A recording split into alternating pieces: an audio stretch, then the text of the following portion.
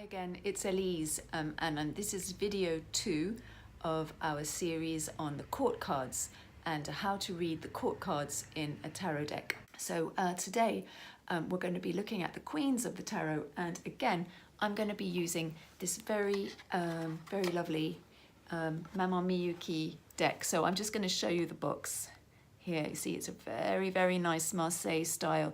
Actually I'm borrowing this off my husband.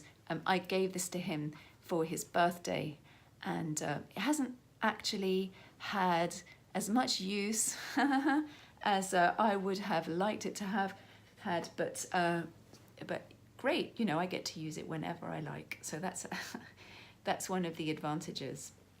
So in this video we're going to talk about the dames of the tarot, and there are 4 of them, as there are 4 kings. And then we're going to talk about them. Here they are in their glory, and what they mean individually if you get them in your tarot reading, and we'll also be talking about what they mean when they're next to, or when there's other court cards in the tarot deck. So if you have, for example, if you have this one here, which is the Queen of Wands, and you happen to have the King of Cups, is that a good match or a bad match? And if you have this card and maybe the Knight of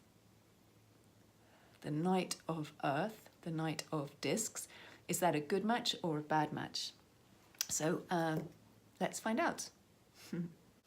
So first of all, let's spread out the cards on the table and let's find out. So in no particular order, we're going to put the Queen of Wands, and then we're going to put the Queen of Discs, and here we're going to put the Queen of Cups, and here we're going to put the Queen of Swords.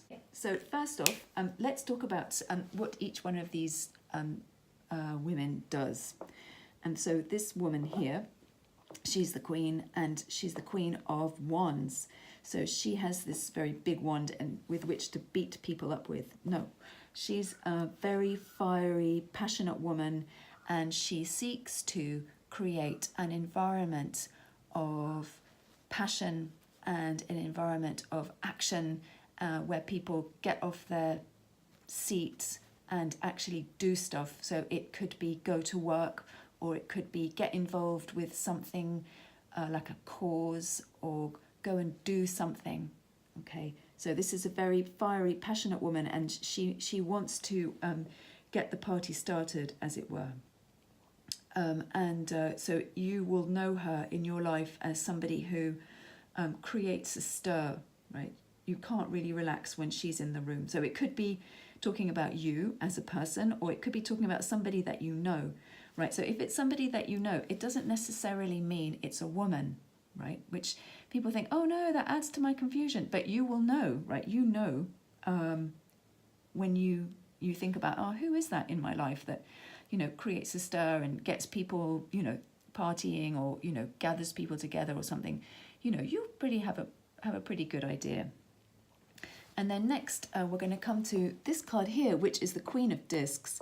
And the Queen of Discs, if you've ever seen Desperate Housewives, and you remember Bree, the woman with red hair, she's the one who was always doing things like mending chips in the cup, and, you know, mending clothes, and all her family were so impeccably dressed all the time.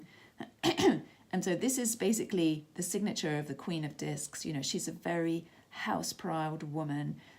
You know, there's a scene where she's trying to get back together in Desperate Housewives. She's trying to get back together with her husband, and then she goes to see him in his hotel room, and she's wearing nothing but a fur coat and extremely nice red underwear. And I was thinking, wow, where did she get that underwear? It's very delightful. And, you know, they have like a passionate, intimate moment. And as, you know, this is happening, she's looking at the food which is on the edge of the bed and falling off the bed, and she can't concentrate on, you know, her romantic moment because she's so worried about the food hitting the floor, even though, you know, it's a hotel and someone else is going to clean it up. You know, this is the kind of woman we're talking about here.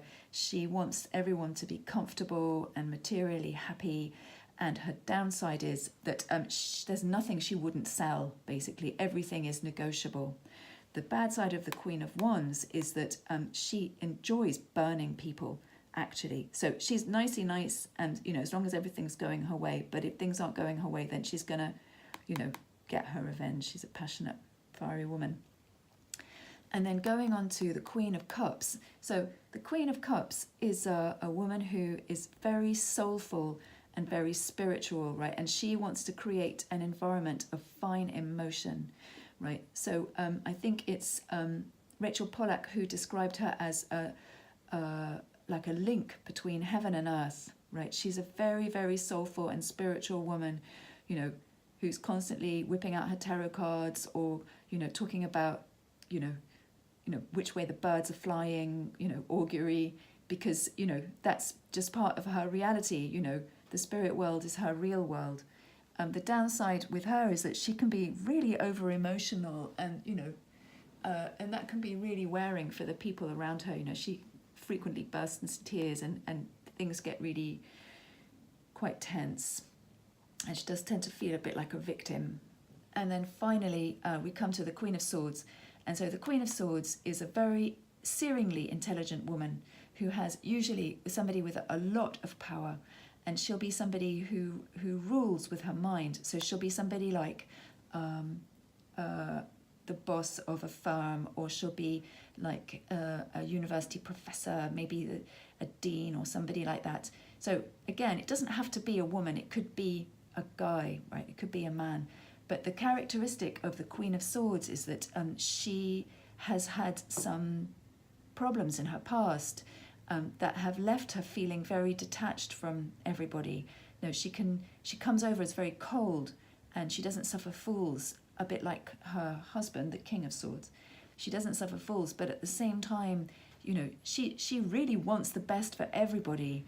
But it's very hard for her to be loved and accepted, and that because she comes over as being so cold, and that causes her, you know, quite a lot of pain, because, you know, she's a person who has, you know, her heart in the right place, essentially. So then we're talking about the queens, and they all want to create a certain environment. So as we said, she wants to create an environment of fine passion, and this one here wants to create an environment of comfort and security, and this one here wants to create an environment of love and spiritual high, basically. And then this one here wants to create an environment of fine thought where everybody thinks in a very beautiful way. In the last video, we talked about looking to the left and looking to the right. And we looked at this kind of card. So I'll just put this one, the King of Cups, next to his lady. And you can see that his body is pointing to the left, but his face is pointing to the right. And so we said that means that he can't stop going back to the past, but he's always planning for the future. So that means that he's basically he's divided, whereas she is fully pointing towards the back. So in each deck, you know, each deck is different, and each deck has, you know, kings and queens pointing in different directions, or, you know, figures pointing in the different directions. So, you know, I always think that the choice of deck is as much part of the reading, and the choice of reader actually is as much part of the reading as the choice of, you know, the outcome of the cards.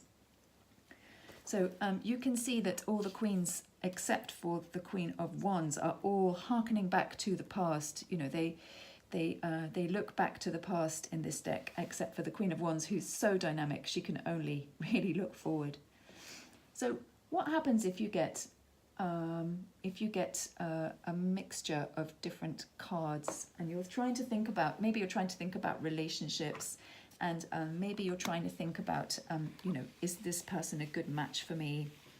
Or, you know, tell me about my new boss, or whatever. You want to know about personal relationships and dynamics. So let's have a look at let's have a party, and we're going to put all of these guys on the table together. I'm going to swoosh them around like this. mud pie. And say, for example, okay, so this is my tarot reading right now. Let's say this is my tarot reading, and we see the King of Cups and we see the Queen of Coins together. Right, so we know that cups is water. So this one is water, and we know that the Queen of Discs, coins, she's earth.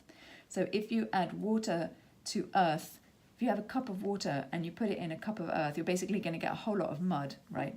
That's going to be really difficult to clean. So these people have a bit of a dirty relationship. Can we say dirty relationship? These people have a bit of a kind of, you know, they get on quite well, but they're a bit stuck in the mud kind of thing as a couple. And if you know, that, say for example, you get it, the layout looks like this, she'll be always hearkening back to the past. And yeah, you know, he wants to be with her, but actually he's looking out into the future. And as we said in the last video, he's wounded. And so he's always looking for somebody, you know, to take responsibility for his wound or to help him. And she always wants to make a good environment. So together, they're quite good together in reality, but he's always looking over his shoulder to see, you know, who's coming along in the future. A bit rubbernecking there. So let's add some people to our party mix, because, you know, why not? And let's say this guy shows up, and he is the Knight of Wands.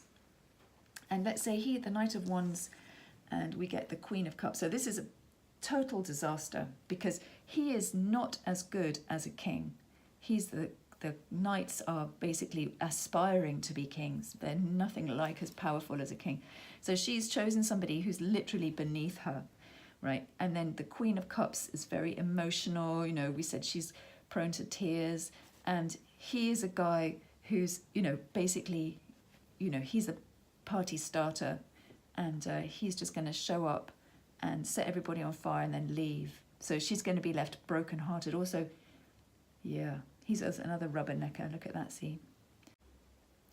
So we talked about the queens, and we talked about how they react when they're in a reading with other people, what it could mean when they're in a reading with other court cards. In the next video, we'll be talking about knights and what the knights are in the tarot to do, and what it means when you get a knight card in your tarot reading. Thank you for watching.